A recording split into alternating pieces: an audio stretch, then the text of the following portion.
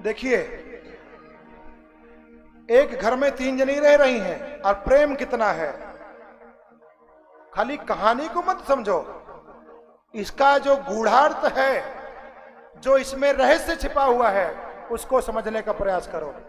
एक ही घर में 3 स्त्रियां रह रही हैं और तीनों में इतना प्रेम है कि तीनों एक दूसरों को बहुत चाहती हैं। और आज की स्थिति को झांक के देख लो,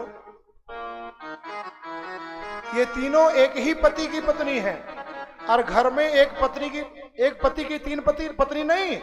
अगर एक घर में अगर 3 स्त्रियां रह ले तो समझ लो भगवान की कृपा है इस घर में।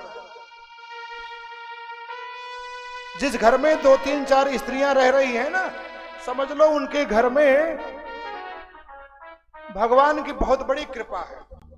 और नहीं तो ये एकत्रित नहीं रह पाती हैं। इन्हीं की वजह से परिवार में बंटवारा हो जाता, नहीं रह सकते। लेकिन देखिए कथा क्या कह रही है कि तीनों ऐसी हैं। सुमित्रा का प्रसाद चला गया, लेकिन दोनों रानियों ने कहा कि बहन तू चिंता क्यों करती है, मेरा प्रसाद है ना, मेरे में से मैं देती हूं तुझे आधा। तो कौशल्या ने थोड़ा सा अपने में से निकाल करके दे दिया, कैकेयी ने थोड़ा सा अपने में से निकाल करके दे दिया।